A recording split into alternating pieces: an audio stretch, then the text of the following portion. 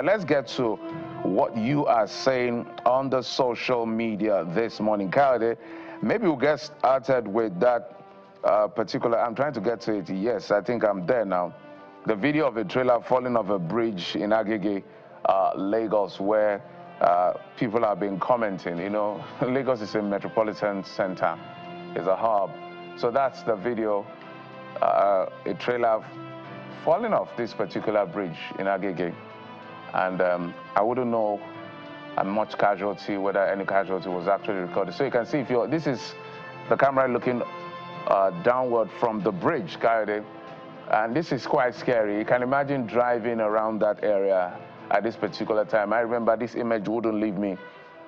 I've seen this kind of thing happen at Ojo Elegba, right here, also in Lagos, where that bridge is sometimes quite notorious for vehicles, sometimes even trailers falling off and literally crunching the vehicles beneath. So that's what happened at the weekend. Okay, let's take a look at what you've been saying about this particular incident. Trailers and heavy duty. This is coming from Talk is Cheap FR. Say trailers and heavy-duty trucks must be restricted from plying bridges like this to prevent such incidents. Kayode, maybe you have the next one if you can. Well, I think a lot of people are at least happy that this didn't turn fatal. And you see that this user says that we pray for the safety of lives. And I think, you know, it's something a lot of road users do these days. You head out saying a prayer under your breath that you don't experience things like this. I feel that we should have learned from these issues, and I'd love to see policy statements from government, particularly the Lagos state government, saying, but we've seen this play out time and again, and we're taking decisive actions. Again, we can say that thankfully this doesn't go awry, but what if it happens again? Because it might happen again if we don't learn from this instance. So that's from Wycliffe saying, well, we're praying as always, but we must also take action to ensure that this does not happen again. The next one is from Bigger Boy, who says that the rate of reckless driving in Nigeria is alarming. Accidents every day, everywhere.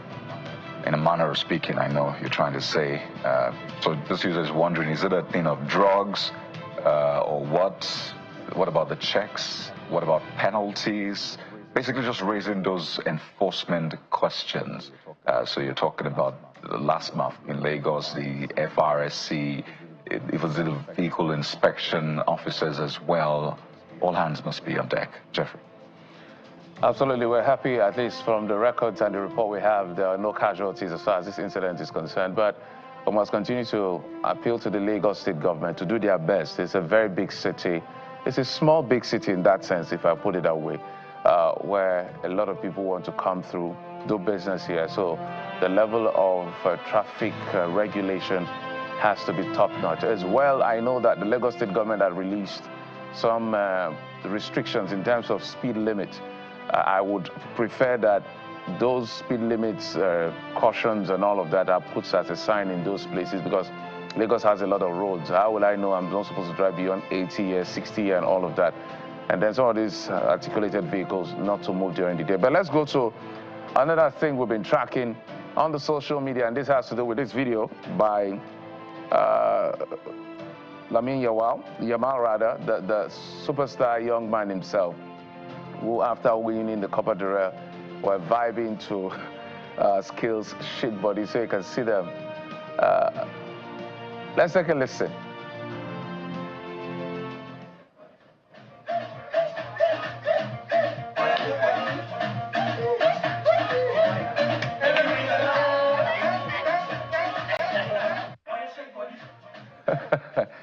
God, I don't know how this music just came alive. This song is a very old song by Skales.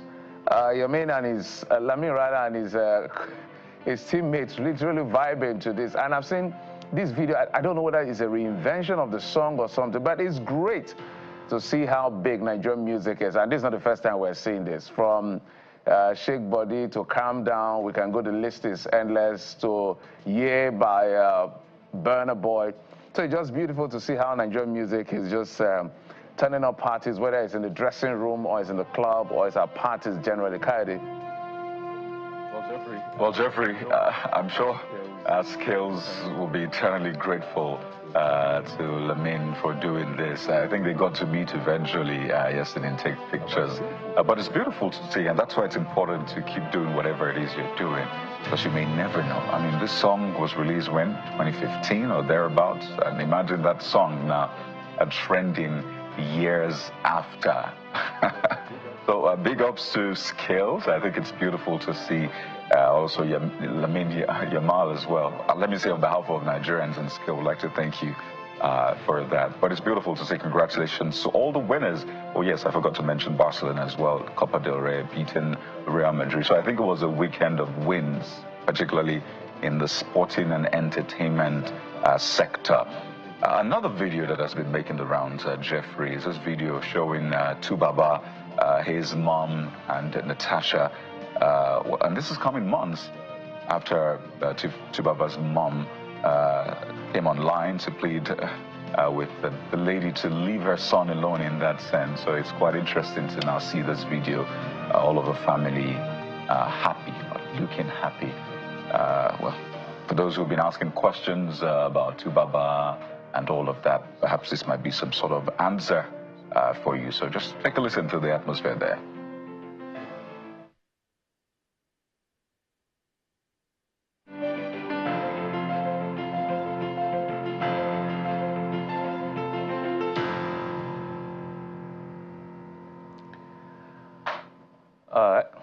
That looks like a very happy family. 2Face, Natasha, visiting 2face's mother.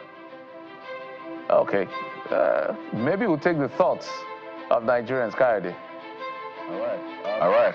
So let's see. This one is from Nemeka, who's saying a prayer for the family. He's saying, let's pray it ends well. Wishing them the very best as they sojourn as a couple. Lots of prayers for them. So it looks like prayers from this user. But he ends by saying the end justifies the means. I don't know what this means really, but Jeffrey.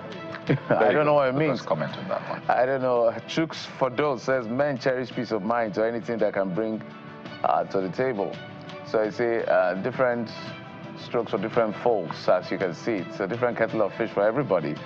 But maybe we'll move from there to what was said and credited to the governor of Jigawa State, telling core members posted to his state not to relocate, that they will find the state to be a place where they can grow and develop. I like the fact that he's marketing his state and he's trying to attract other people from other parts of the country who have come to serve in Jigawa State. He's a chief marketer, so what else do you expect him to do? But there's a lot more that has to be done for people to stay in his state like Jigawa. So for instance, Lagos State, which has all the hustle and bustle, it's not an agrarian place, it's a commercial city, it's intense, it's competitive, the buying power is high and all of that. So when you're telling people to come, and if you tell a Lagosian, somebody who may have grown up or schooled in Lagos, beyond words, there's a lot you have to put on the table. But I think it's a good thing to at least market from where he sits and say, look, I think you can grow your business and do whatever you want to do here. But let's take the thought of okay, let me just AB_I_NO. Says only in Nigeria that we beg people to be patriots. Kaide, you have the next one. But hey, yeah, and it's quite interesting to see that comment. The next one, Mr. Nas saying lots of Southern core members end up settling in Dutse, Jigawa State after their service here. And I've heard a lot of people, core members, who've chosen to stay back either in Jigawa, Niger, Nasarawa, and all, because there's lots of opportunities for them. And I think this is an eye-opener for some others. You find some opportunities there, whether you're media and the health sector, engineering. The truth is, it's not as saturated as Lagos. Yes, Lagos may promise to pay, but hey, it is oversaturated in that sense. So yeah, I think way forward, if there's the basic security, infrastructure, and the rest, and who says you can't settle down there? There you go. Okay, maybe we'll go to the last one. Let's see what the people have said. There's this video of students, Uro Jam, we understand, I think that was on Saturday, destroying chairs at the center after the systems failed to work during the exam. So you can see the students, they went to participate in the joint admission matriculation board exams. And I don't know what happened, that the systems failed, according to the students. Well, so one of them put out this video. That's my suspicion. System no work here. They don't turn wall. Simply saying, for those of you who don't understand Pidgin, more like the system is not working. Really? This has turned to a battle situation, if I interpreted that correctly. So I can imagine how the feel is quite painful. I don't know what JAM is going to do about this, or whether they later were able to write it. That's a different kettle of fish. But as at this moment, when this video was made, it's simply to the effect that they came to write their JAM, from what we understand. The system failed, and in anger, they started destroying public property, which is condemnable, by the way. They should not destroy public property. There are different ways you can vent your anger, ventilate your thought, because those property perhaps bought by, whether it's a business center, a school center, whatever center that is, you have set them back in this very difficult economy. So it's condemnable to destroy the chairs. And you can see the NSCDC officials perhaps trying to see what they can do to just calm nerves. But I think it's unacceptable that the students have to destroy this, even though the system failed. But you can understand their anger, but we don't support this at all, at all, at all. But I'm sure that the authorities will do their best to make sure that whatever happened there is resolved either that day or some other date. It's really mind-boggling to watch this and see young Nigerians, a lot of them still teenagers, 17, 18, thereabouts. I understand the frustration. If you've written JAM or prepared for JAM and written JAM, you know just how hectic it can be. But if there's a system glitch or network issues or any technical difficulty, usually JAM will reschedule that examination and they can write again. So it's not as though they're coming back next year to write it. I understand that they can always reschedule to write again. So I wonder why they decided to react this way. You wonder what then happens when they get into university, when they're out of university, because there are other ways to resolve issues than this. So I think it speaks to a deeper issue, Jeffrey, and I think that's also what we should be looking at. JAM absolutely come out and speak to this, ensure that they're rescheduled and they do their exams, but we should also look at the deeper connotation of this, because I don't want to see this as a security threat in the future, because that's what it's looking at like. Absolutely. So we'll take a quick break now. When we come back, we'll get to look at what the dailies are saying and get to the very first conversation for the day. Remember, we're talking about that Oron-Calabar or Calabar-Oron waterway corridor that has become an alternative for people to travel since the road has been in a dilapidated state, traveling between those two states. But we'll take a look at the dailies when we come back. Join us again.